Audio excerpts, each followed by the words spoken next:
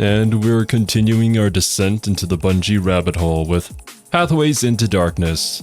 I saw a lot of you guys commenting that you wanted to see this video next because it's part of the playlist, and don't worry, I am looking at the correct playlist on Mandalore's channel, so we'll go through all the games in order. As always, OG video at the top, make sure to go and support Mandalore before watching this video. And once again, before we start, what is that? Is that some sort of like hieroglyphs? And how is this game going to be connected to all the super sci-fi high-tech stuff that we see in Marathon? And that just looks like a giant bug creature thing. But it could be an alien, maybe. What was that?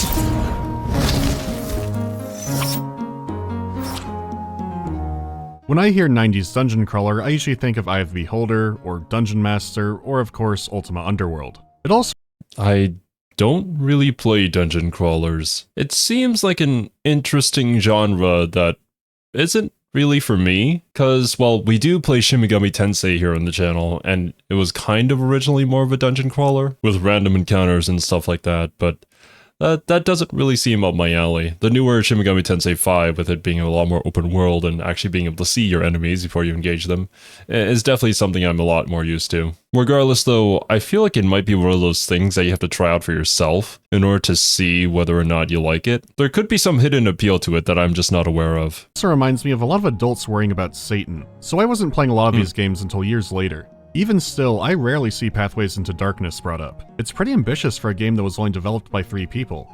Wolfenstein 3D had only come out a year before this in 1992, and this would be a combination first-person shooter and dungeon crawler. Originally, it was going to be a sequel to the designer's previous game, Minotaur: The Labyrinths of Crete. Well, that didn't happen, and Pathways is now its own thing. As for its obscurity, well, this was a Mac-only game, and if you did jump the hoops to play it, the game would look like this. Saying the studio had enough developers to be called a team was generous. They're not getting an Ultima Underworld interface. I see. Back when Bungie was just starting, it was just 3 people. Although at the time, being able to make this with that amount of people is probably impressive. Fortunately, it now plays on Mac, Windows, and Linux thanks to an excellent Aleph 1 port. This is all thanks to the work of Workin Ooh, hope I don't have to say that again. Anyhow, this will make your game playable, but you'll really have to read up on the controls. Though if you're playing a dungeon crawler, that should already be on the itinerary. But for example, here the microphone button will open your inventory, so you'll need to read carefully, binding everything upright. That leads to the actual manual and what this is all about. Spring 1994, the Pentagon. The American president is in a meeting being briefed by his staff. They're interrupted by a hologram from an alien race called the Yarrow. The alien diplomat informs them they have barely over a week to save the world. Its name is Ryutoth, and it tries its best to break down the situation into Bill Clinton-friendly terms. It turns out the object that killed the dinosaurs remained intact after impact. It was buried thousands of feet underground, and after some millennia, it began to dream. The object is a member of a race so ancient that it was formed before the Milky Way was dust. This particular one, whose name no human throat will learn to pronounce, fought in a war that formed the Magellanic Clouds. It died there, though Ryutoth specifies that it's more like it came as close to dying as it can. The dead gods dreaming had been warping reality beneath the surface of the planet, but over the past century the changes have begun appearing in the jungles above, including the sporadic appearance of a strange pyramid. The Elder God is awakening. There's only one hope now. The pyramid leads down into the earth near the god's body. The Yarrow have researched human technology and found that using a nuclear device at that depth will bury the god further and send it back to sleep. The Yarrow themselves are on the way, but it'll take them 2 years. When they arrive, they'll get rid of it properly. So Bill Clinton sends a Spec Ops team to kill God. This sentence alone sounds more like a Persona game. You play Dang it, Mandalore beat me to it. I was gonna be like, oh, so you get to kill God, basically every JRPG ever. But I mean, we already have alien races here, so maybe that's the connection to the other games? Or it's probably gonna be yet another more obscure thing with the number 7 involved. Right now, it kind of feels like, well, in my head, it makes sense to think of it as like an old one crash landed on Earth a very, very long time ago.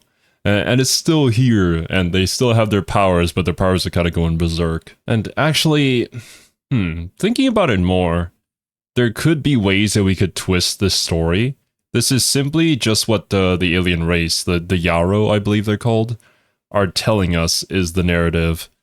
That doesn't necessarily mean that's exactly what's going on here. Although, considering the possible threat that it is, we really can't rely on it being a false story. I guess all we can do is just wait and see how this goes and delve deeper into the tomb. Your parachute didn't deploy, most of your equipment is damaged, and your team is gone. All you can do is set off alone into the pyramid. This is where the game begins, and there's no telling what waits in there. Taking the first steps in and the pyramid doesn't look too eldritch. The game is completely silent, and there's a skeleton in the corner with a copy of Mein Kampf. It says it won't make good reading because I don't know German. Once again, gamers are thwarted by bad localization. So I'm gonna shelve that for now and talk about the graphics. The environments are pretty simplistic. Different levels can have different wall patterns, but sometimes the colors are just swapped around. But there are still some details like strange growths or pillars or bones and debris scattered around. There are some distinct areas, and there is some environmental storytelling to be found. By its nature, it still is mostly very repetitive, but corpses are very important in pathways, and they do make those hard to miss. The art they do for the characters is colorful, detailed, and stylish. And yes, these are characters. This especially goes for the monsters you encounter. They have a lot of personality to them, with some designs I haven't seen in another game, for better and worse. Even with a generic enemy like a slime, Pathways has its own unique spin on it, instead giving you ooze men with giant gaping maws in their chest. Like the environments, there are some recolors of these too, but they usually indicate having a new special ability or needing some new way to deal with them. The only things in the whatever territory are the lightning orbs. I don't remember what they're called, but they exclusively live in the labyrinth of shocking ball torture. And frankly, who gives a shit? Considering all the graphics in the game are credited to a single dude, it's pretty cool just how much there actually is. What you're fighting can be a strange mashup, but they're colorful and appealing. It is a dead god's dream, so who am I to question? As for the music, there is no music. No ambient sound here either. You mainly hear things trying to murder you and the sound of you murdering them. It is the kind of thing you can just put your own music on for, but a lot of times you may not see an attack, but you will hear an attack. You might stop for a moment and take a break when suddenly a bone explodes out of the darkness like a John Wilkes Booth Marowak is lurking there waiting for you. I see. But I mean, this was back when they only had 3 people working on the team, and they probably didn't have a music guy, so it makes sense. That must have been a massive leap, though. Well, there's probably other games in between the Marathon 1 and Pathways into Darkness, but like the music in Marathon was really, really good. The ambushes are near constant, and the sound has aged poorly. It gets better later, but the beginning will involve a lot of those things squealing.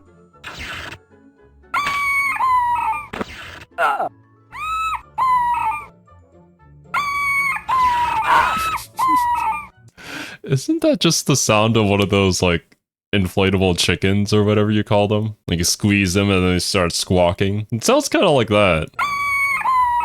There are so many headless. I thought this was the whole game at one point. It is weird going from just dead silence to pure chaos. It gets better later when you can drown them all out with your own gunfire, but in the beginning, it can drive you crazy.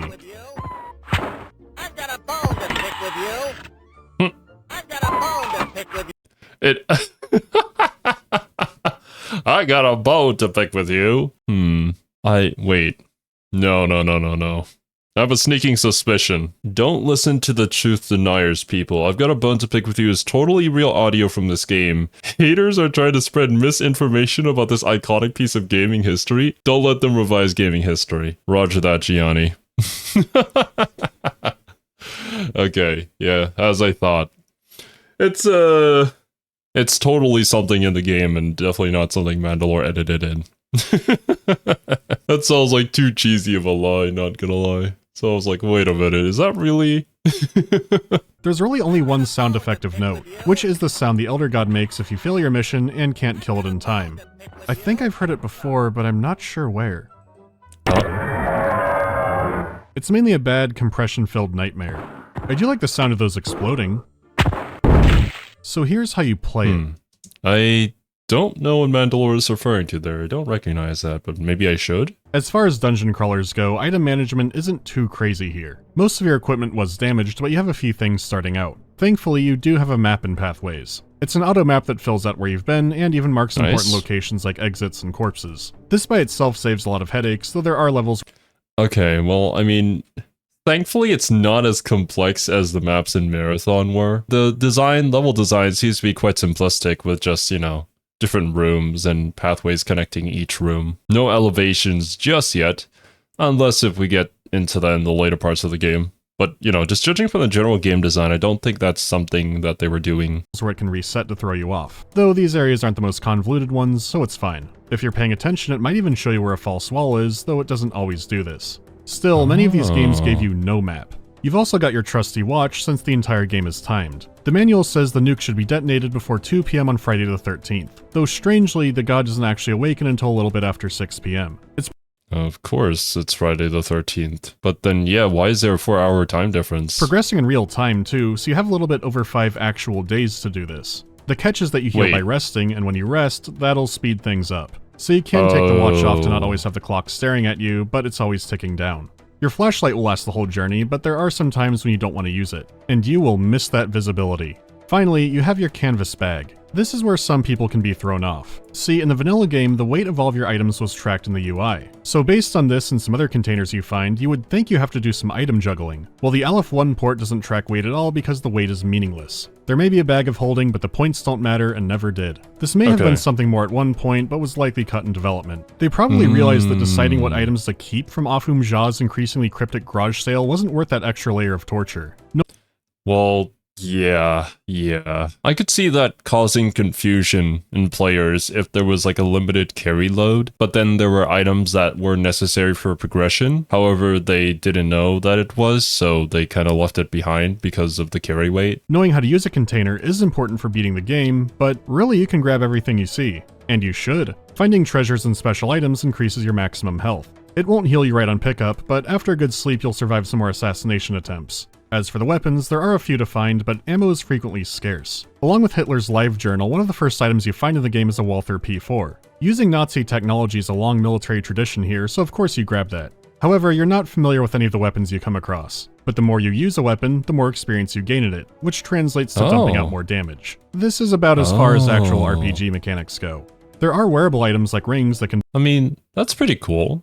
That's a cool idea to have. I don't think a lot of FPS games at the time had that, yeah. Although this is completely a guess. I wouldn't know. I wasn't there during that era. buff you or maybe hurt you, but you're not rotating through new armor or equipment like that. You can experiment to figure some things out, but a lot of it remains cryptic. At one point I found an equipable gas mask and I had no clue what it did. After beating the game I looked up the official hint guide, which was also vague, and it turned out it's supposed to protect me from something I would not have guessed, and apparently it doesn't always work for everyone for reasons unknown. Oh right, there is spellcasting.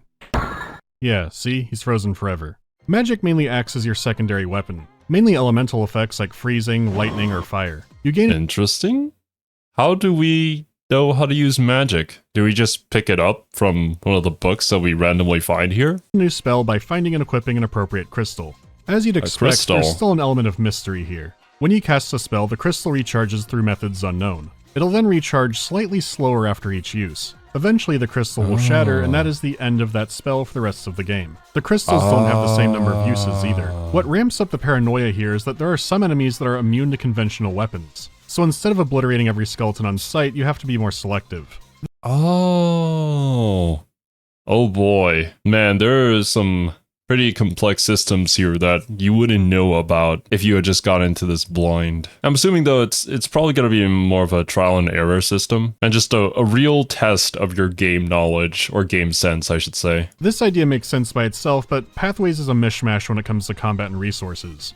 For one, this is a very slow-moving game.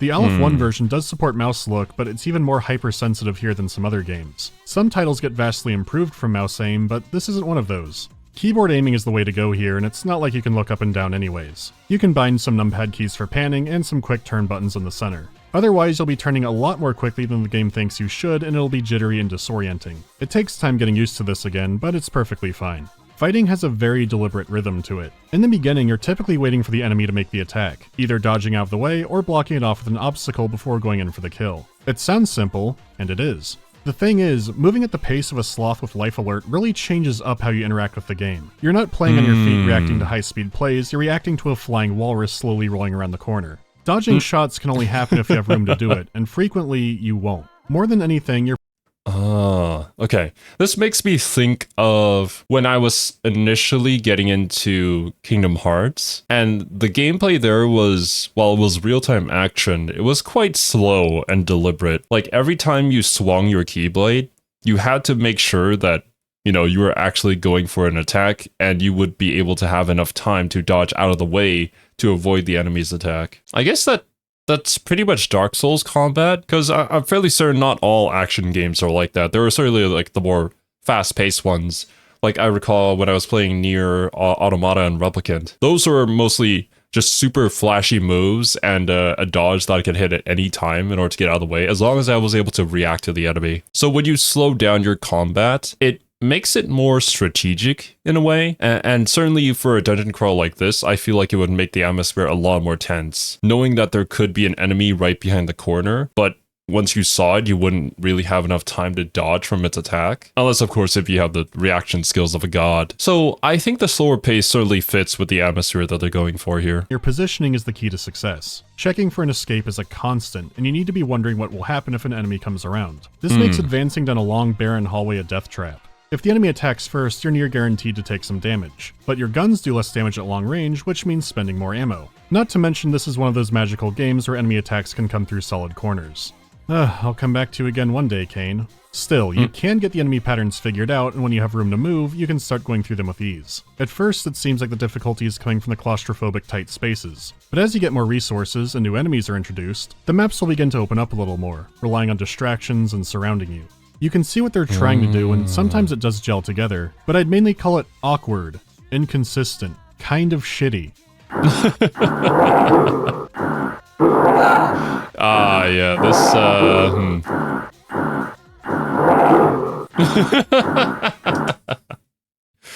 Well, you know, after that description, this is probably the perfect clip to put right after it. But regardless of that, though, you can see the idea that they had, and maybe it's just the execution that was a bit off. That or just inexperience when it came to, you know, designing their game. Now there is a turning point where this becomes a lot more fun. Once again, this is mainly due to our old friend Kalashnikov. The issue is it's possible to miss out on AK Nirvana, and in fact it's possible to miss out on a lot of things. Some are fair expectations they expect you to investigate, others feel like failing a hidden test you didn't know you were taking. In other words, a 90s dungeon crawler.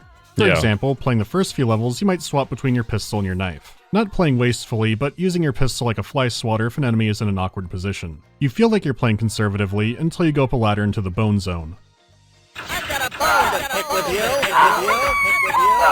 Oh my god, what the heck is going on here? You might think this is the test for saving ammo, but it's not this floor. The floor above it is the real test. In a simple layout, you face down hordes of enemies. I've encountered some silly clown cars spawning before, but this is starting to creep into serious Sam territory. I can't help but wonder how this sequence actually ran back in the day. It might have been fine, which could explain the simple level layout, but man, if you didn't stock up for this portion, you might have to go a few saves back. Speaking of which, saving is done on points, so no quick saving.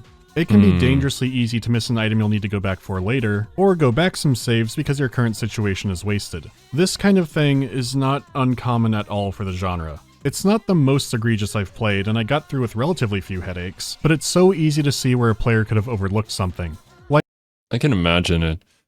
That when it comes to dungeon crawlers, the level design is the most important thing, because it has to be intuitive enough for players to understand where they need to go, but it's still supposed to be a dungeon filled with traps and false hallways, right? So once again, trying to strike that balance between the two, creating an atmosphere and a believable enough maze-like structure to kind of be called a dungeon, it's just something that I can't imagine doing. Not perfectly anyways, I could certainly make a few hallways here and there, but like, how do you make that exciting to explore? How do you make items hidden but not too hidden? Just exactly how much trust can you put in your player to actually figure out what you want them to figure out? I don't know, just lots of things to consider. Like, was there someone out there who beat the game who didn't find the box that magically prints you ammo? Who are you? What is your destiny? You can switch out types of ammo and this makes all of them. I truly hope you're theoretical and not watching this. Living in a world where you can't obliterate the earthquake skeletons on sight isn't one I want to be a part of. Once they're locked onto, you're in for the shake and bake no matter how many walls you put between them. It never ends with them. I haven't even gotten to the story, the game is just so weird enough without it. I'm not sure what the Elder God is really... Oh. Who the fuck are you? I'm not sure what this is about, but I cannot pass him. If anyone asks, he ran at me with a weapon. Oh, you this is perfect. can't hurt him. No magic either. Well, oh my god. Oh, this is like a tag team kind of deal. You know what? He wins. I'm gonna take the hallway out. What? Huh? Oh, don't. Oh. What? What? What was that sequence? What is going on? I don't know about you, but if I was playing the game, I'd be chilled to the bone. Like, what the hell just happened? I got jumped by some bullshit. What am I even supposed to do there? Do I just die? One of the most important things you can do in figuring out how to progress is mastering the yellow crystal. Unlike the others, this one isn't for combat, and it has unlimited uses. This special rock lets you communicate with the dead. As long as their head is still attached anyways, I'm not sure how that works. Some corpses don't understand what's happening, and others are more caught up. They always respond to asking their name and how they died, but going from there you'll need to use more context clues. You only need to put in simple one-word responses, so asking about places, people, events, and objects allow you to dig further from there. This guess the word mechanic was in a lot of games from this era and could be incredibly convoluted. This isn't one of those, and it's actually very straightforward. You just need to keep asking about things brought up and sometimes go back to the beginning and find a new tangent. This is how most of the story is told in Pathways, and it opens up a lot of mystery. That's an interesting mechanic. I've never played a game with that. I have seen games with this, though. More of the, text-based adventure games. I think it can be pretty hit or miss, but I'm sure for you guys who grew up playing those kind of games, it will be incredibly nostalgic. It might be one of those things where, like, for a completely new player to that kind of game, they would struggle a bit in the beginning. But then once you get those keywords down, then those keywords are kind of shared across games sometimes. Yeah, well, I would hope so. Just the more intuitive words and things that you can ask about. Oh, and since we introduced this system, I'm just going to throw a theory out there that there's going to be like one particular corpse that you can ask a very, very specific thing to, and that leads to a massive lore dump that you would probably normally miss if you didn't know this exact thing to say. Or maybe even done, like, particular things within the dungeon in a certain order. That just seems like something they would put in the game. There are a lot of corpses to talk to, and some will outright lie to you. For example, the remnants of the Nazi expedition had some soldiers who didn't know what they were in for. They're confused, they're cooperative, or outright hate their commanding officer. Talking to said officer, he might try to get you killed. Even as a rotting bone pile, he might still have his own skeletons to hide. Putting together the deeper details of the story and what really happened will mean that you'll have to thoroughly interview a bunch of dead guys and then piece it all together. Beyond that, they can be more helpful on a surface level too. Yeah, sometimes they spit out try not to die hints, but they can also reveal where extra ammo or useful items are hidden, though most importantly, they point you in the direction of what you need to do next. Nice. This is kind of similar to the system in Marathon, where the majority of the story was picked up from the logs, and not all of it was truthful, and you kind of had to read between the lines. I guess this is just how Bungie tells their stories, although that probably has evolved as gaming has evolved over the years. First German that you encountered in the game tells you that the expedition leader was named Muller. He tells you about how shitty Muller was, but also that the door next to him opened up after he played on a strange instrument. So now you know what to look for and what to do with it, rather than aimlessly wandering the halls shanking noodle people. You still need to do that, it's just no longer aimless. Levels can mix up the challenges, but these conversations will give you a load of insight. There can also be additional hints, like the map name itself being a clue. The game does make earnest attempts to help you out, but a lot of it still remains obtuse or possibly meaningless, so you can still end up stuck or lost or wanting to look up a guide. Pathways into Darkness can be incredibly dickish to you, but unlike some of its peers, it doesn't feel like it's actively trying to be this way. Again, if you're playing this kind of game, you know the kind of pain to expect. Operating inside of that madhouse scale, this one is pretty generous. That said, there are moments like the level where you need thermal goggles to see invisible enemies, which then make regularly visible enemies invisible. Times where you need to take poison, areas that drain all your ammo out, whatever the hell is happening in the cursed IED tomb. But beyond those specifics, you're mainly kept concerned by the unknown. That is a pain. Oh, you can use these to see invisible enemies, but if you do, the visible ones will become invisible. How does that even make sense? I should see more, not less. If you rest in a bad area, an enemy can ambush you. I mean, resting itself is something I kept avoiding. Any healing items I have I might need later. How much time will I need, and how far down do these pathways actually go? It does a good job keeping you anxious for what's next, making you stay on your toes and carefully manage your resources. The actual balance is all over the place, and starting out you'll still probably die a lot. Looking back after having beaten the game, it's not as cruel as I expected. It's just that the start of the game is the hardest part to get through. You've got to be careful, but you can figure it out. And then we're back here. What? That leaves us with the details of the story. If you don't want spoilers, go to here. We're here to learn. So we start in 1938. A Nazi military expedition was sent to the pyramid because they're always looking for occult objects to give them an advantage. Yeah, what they were obviously. told they were looking for and what they were actually looking for are pretty different, assuming the grunts even knew a fake reason. Those who thought they were in the loop believed it was a treasure hunt. They were looking for artifacts and gold, which are here to be fair, but after enough info gathering you find he was looking for a box and a vial of immense power. The vial contains the essence of a demon that will help the Nazis win the upcoming war. How it's supposed to do this isn't clear. However, the small cedar box has much more obvious power to it. Any object placed inside I mean, the thing that you use in order to get infinite amounts of ammo? is duplicated after a few minutes. That could be a game changer, but it does tie into the gold somehow. Muller orders one of his soldiers to find the gold. Because the box can duplicate anything, you should only need one ingot. So it's like an infinite money glitch, or item glitch, or, well, really anything. You just copy it over and over again. A box like that would be incredibly powerful and could completely break any system. Which is exactly what Muller says, but he's also adamant they'll need 12 to do something. It seems like it had a purpose beyond just finding loot, but what that could be, I have no idea. Gameplay-wise, you do get a ton of health from it, but the game is basically over at this point. I can only guess was needed for some kind of puzzle that got cut, maybe involving the bag of holding. Lugging around a Minecraft amount of gold sounds like something that would make a weight system matter, so just add it to the pile of Nazi gold mysteries. Confronting Muller on what you know is no good, since he can't stop lying. What he actually knew you have to put together from what the other characters tell you. Muller is clearly incompetent, but knows a startling amount about how the pyramid functions. He knows exactly where a strange SCP object is buried, how to get it, and there is no trace of any other human entering the pyramid before. To top it off, they mention another expedition coming through, and you later find out that it was decades later. These guys were a lot more local than Germans, possibly Cuban. When you talk to one of them, he reveals he got the information from his friend's grandfather. So the Germans had more intimate knowledge of the Yucatan Pyramid than even the locals did. There are also the instruments that open doorways, and they're called the alien pipes. Muller already had one that he brought from Germany. So Nazi High Command has intimate knowledge of the pyramid and an object that lets them break into it. They know exactly what they're looking for because they believe it'll make them win the war. So the question is, how do they know all this? It is possible they had passed down knowledge or some lone wolf came to them with it. At the same time, there's definitely a group that knows way more, and they briefed us on the mission. The Soviet Union had just collapsed, and in military technology... Of course, that's right.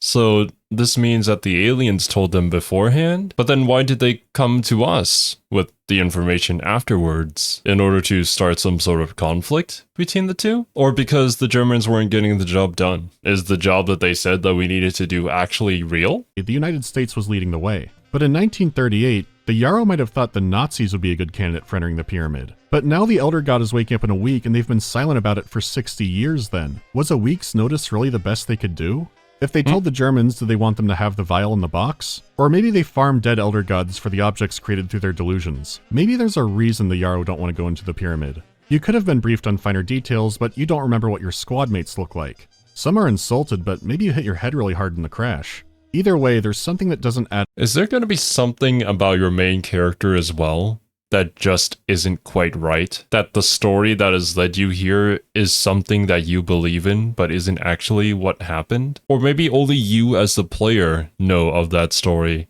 and the player character that you're playing as is completely different. Like, once again, who exactly are we? Because that seems to be always an important question to ask. Add up about everything.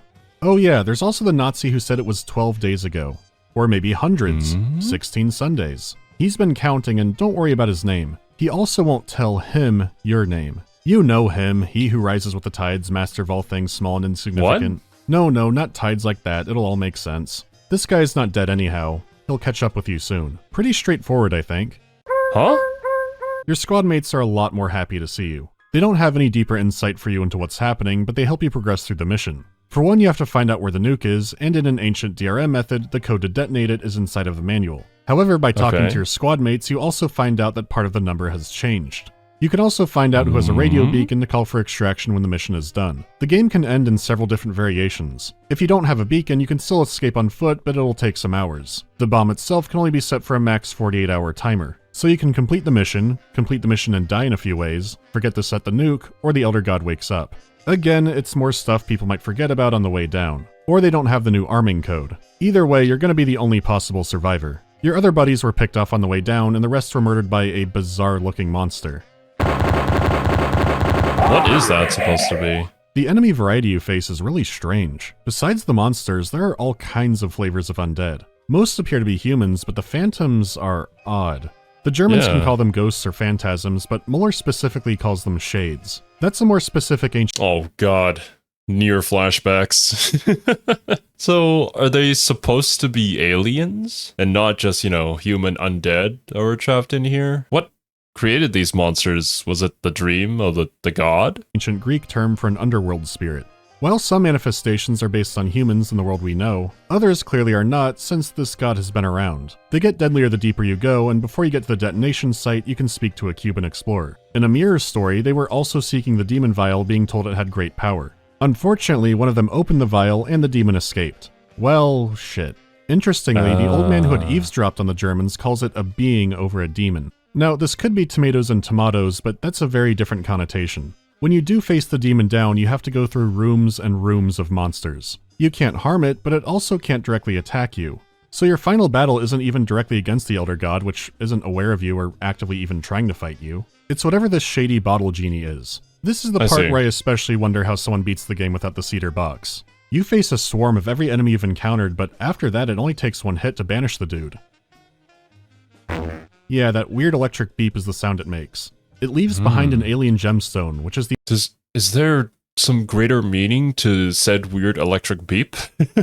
Is this all just another simulation? Like, my mind is going crazy with theories right now, and I don't know where to even begin. I still have that sneaking suspicion that none of what we just established is actually true. the only way to open up the door back upstairs. It also drains your health, so unless you picked up a special box on the way down to store it in, you're still out of luck. After that, you can arm and leave the nuke, a copy of Mein Kampf if you want, and once you escape, you're good to go. You get your score and not much of a debriefing. So, did the Elder God create the demon vial? Could an eldritch being like that seed new life on accident? Its main power seems to be that it's able to control the god's creations. Does it understand Shim? Having limited control or even understanding of a god's powers could be huge. That does give a good practical reason for seeking out the vial, and could explain why the Yarrow would want it. But how feasible could that idea be? Well, there was mention of someone who had weird and frightening monsters under their control. You know, on the Illuminati terminal. And Marathon. Oh. Welcome, friends. Welcome to hell. Oh god! Oh no! Oh, why did I see it? Oh, come on. Oh, so that's how that's all connected. Welcome, friends. Welcome to hell. Bro, man, I got lulled into a false sense of security. I thought I had it. I thought I knew. I thought I was ready for the twist. But no. The twist was right there all along. It was right in front of me. I just didn't see it. Okay. That's something to take note of, definitely, for future reviews here. I gotta make sure that I see the character designs, and that I have it on point, that it is similar to something else. And those things are probably connected. It's one of Bungie's first games, and it's still a loose prequel to Marathon. Destiny's reveal trailer was called Pathways Out of Darkness. This now obscure dungeon crawler has remained very important to a select few. So how does this tie into Marathon? Well, for one, the Yarrow will become very significant. The being that's buried in the earth will also make more sense. It also establishes beyond speculation that in this setting there are elites who have made contact with aliens, or at least aware of them. The fact the plan involved going to Tau Ceti specifically, and that Durandal was even looking for aliens to contact, might not have been so random. Some of the pyramid's creatures have strange similarities to the Svit, but the Svit are mostly cybernetics now, so what happened in their history? It could be their visual designs Bungie liked, or maybe there was something more. As for the player who escaped a reality-bending pyramid with a bunch of valuable SCP objects, it's not likely the government would ever allow that body to be properly buried. Those with a special interest might have had it preserved for study, and in the far future, having you back alive at Tau Ceti just in case would make sense. Going in alone with a pistol against impossible odds and an alien threat did feel oddly familiar to you, but you can't— Oh my god! Oh, holy shit, dude. That is incredible. It makes so much sense. This all feels oddly familiar. And I mean, it could still be just the fact that, you know, you had been in a simulation and it had been running over and over again before you actually did the real thing. But no, even all these enemies that you go and face and all these twisting and turning hallways, it just all feels so familiar. Maybe it did become the cyborg, but then Maybe. where are the Yarrow? Pathways itself leaves a lot unanswered, but some future games might be more enlightening. It's just another page in this House of Leaves asylum. As for recommendations, it's free, not too brutal, and not having too much inventory to manage could be appealing. It is great to see how much an FPS could be even this early on, but a lot of the good gameplay ideas it has were expanded on, and a lot of them not too late after this game came out. You could point to any gameplay element, and someone else has done it better. Some of them being done not too long after Marathon came out, and some of them being done by Bungie themselves. When similar things came after, Sorry, I think I was repeating myself a little. The actual premise and idea of this game is awesome. It's the kind of game that's in prime remake or successor material. The combined mechanics of shooting, adventuring, and talking to the dead is really unique, and it absolutely could be done so much better nowadays. It also just goes to show how much just a little bit of interesting writing can elevate a game. This easily could have been you have to go blow up a haunted pyramid, and mechanically, it would remain largely the same. By having a premise that's interesting and strange, it completely changes the tone of the game. Sure, the monsters are glorified Halloween decorations by today's standards, but it's nice to have something more underneath it all. Yeah, exactly. That's what I'm saying.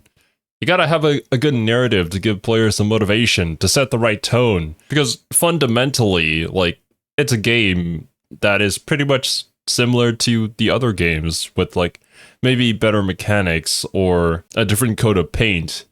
But yeah, there has to be something more than that to set it apart, to make that experience memorable. Guys, I got bamboozled. I thought that the connection there would be much more obscure. That, you know, it was like a first foray into this type of video game, and then we took those systems and improved upon it. But no, Bungie went a step further, and they evolved it while also keeping it in universe. In a way, it's like the story of their games evolves with their improved experience in making games. Having it all loop back in on itself is such a genius idea. It creates a far more interesting universe than many other stories that I know of. And being able to activate that part of your brain that wants to create theories in order to connect everything that may or may not even be connected, I think that's kind of fun, and certainly a very good tactic to make players invested in the universe that you're creating. But yeah, this is so cool and so intriguing. What's up next? Marathon 2. Honestly, I'm not even mad that I wasn't able to pick up on it. I'm just here for the ride, and I'm enjoying it immensely. So regardless, thank you guys so much for watching. Hope you guys enjoyed, and I'll catch you in the next one.